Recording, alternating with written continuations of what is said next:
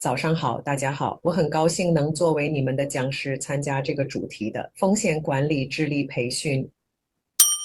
在一个不断变化的世界中，持续教育是生存和发展的关键，尤其是在 Either 商 it's 业 in Chinese.